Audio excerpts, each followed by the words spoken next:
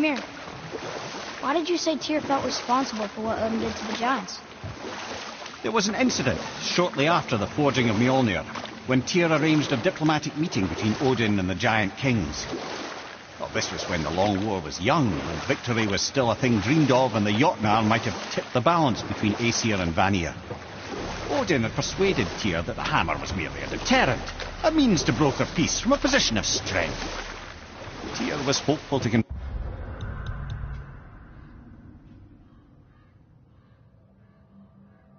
convince all parties they would prosper best through peace. He knew the giants were deeply concerned about the hammer. A super weapon in hands they did not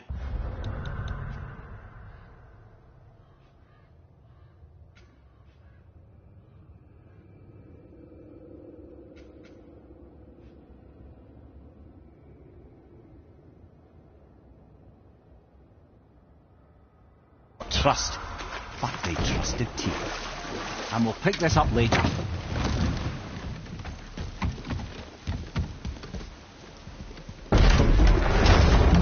Okay.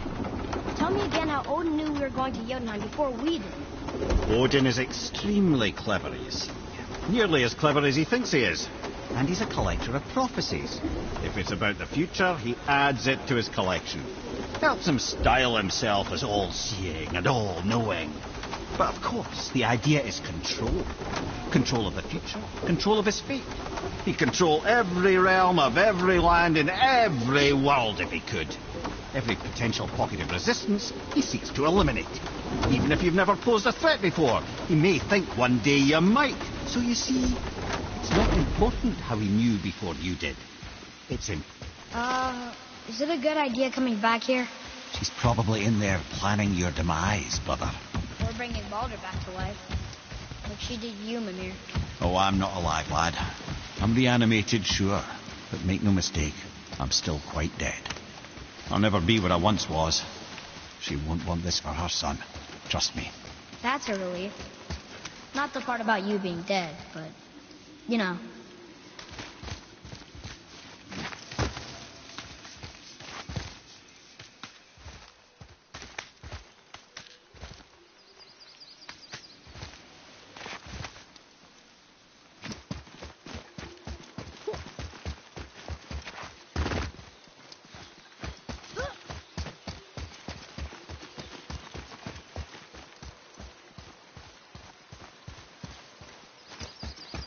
Another one of those sandals.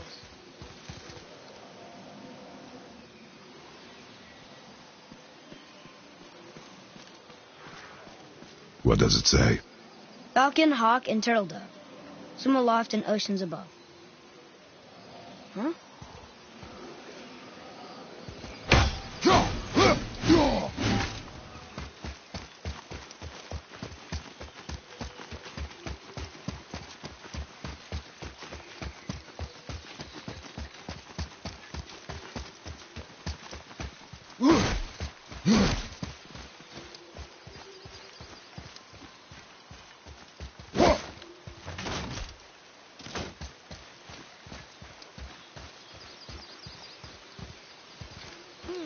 Which way?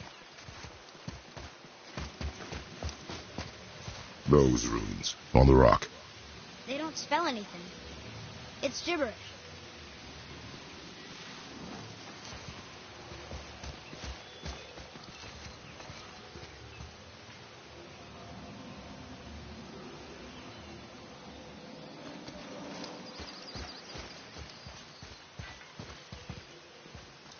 Those runes, on the rock. They don't spell anything. It's gibberish. Want me to read this one?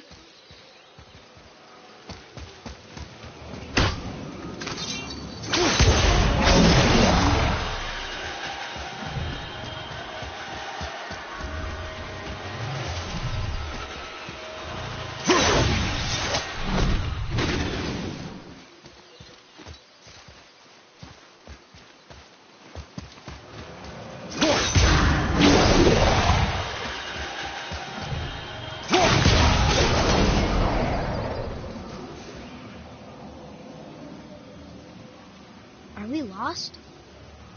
Nah.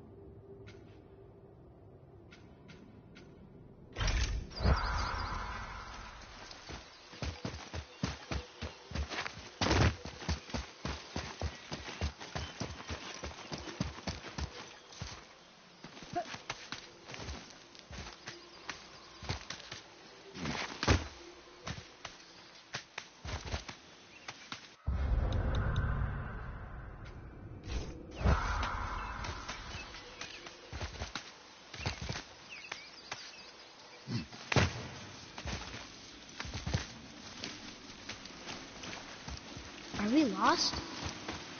Nah.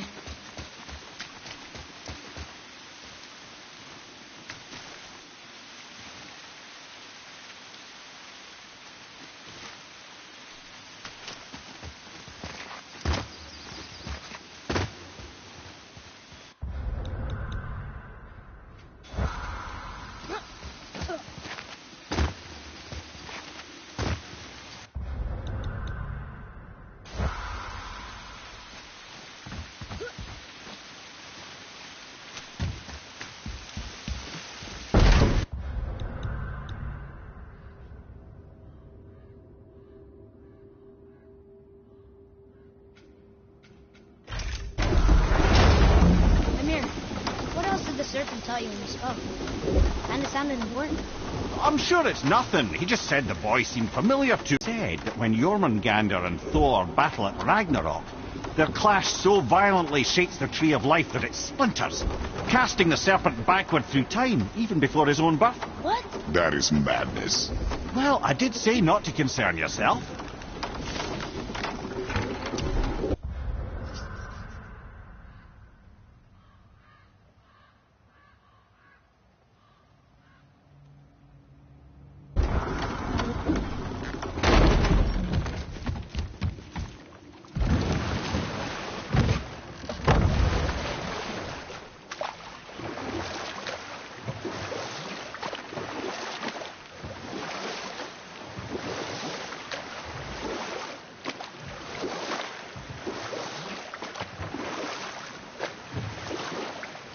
So what happened when Tyr brought Odin to Jotunheim?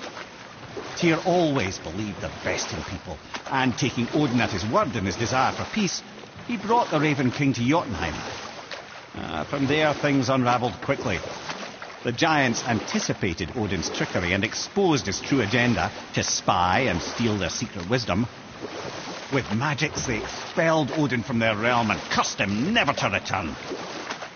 Frustrated, Odin visited his fury upon the giants of Midgard. Thor unleashed Mjolnir's might upon any giant he could find. None could stand against the tide of slaughter that followed.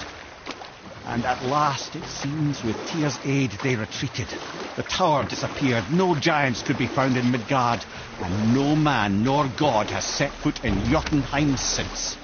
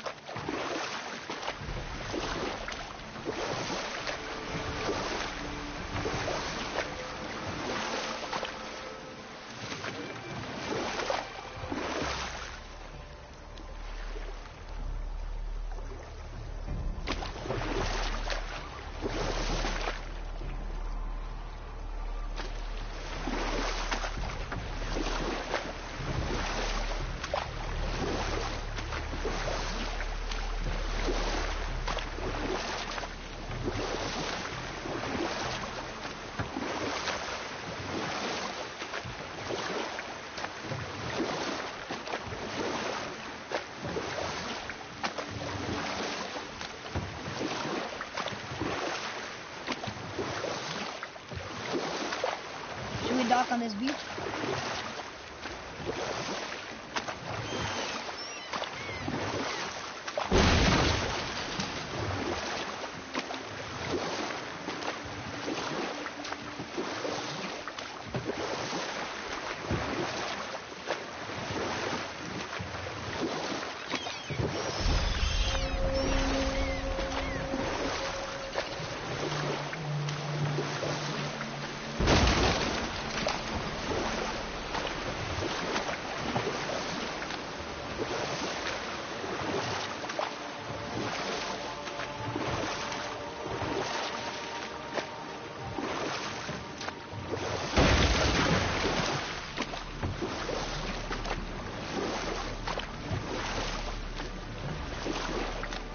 Come here. Why did you work for Odin if he's so horrible? It's my career! And if you mean to make a career as a counsellor to kings, he can't very well rule out petty maniacs.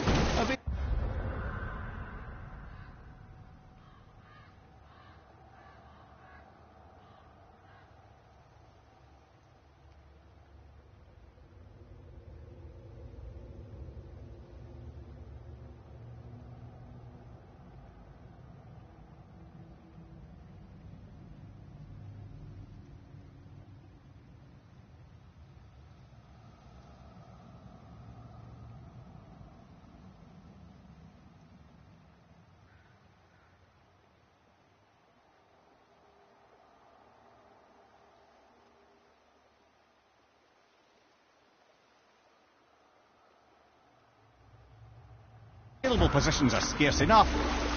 My first master was a cruel piece of work as well, but I learned through him the enduring power of wit, which served me well with kings and gods alike. I couldn't have been much older than you when I started. A fairy king's errand boy and unofficial jester.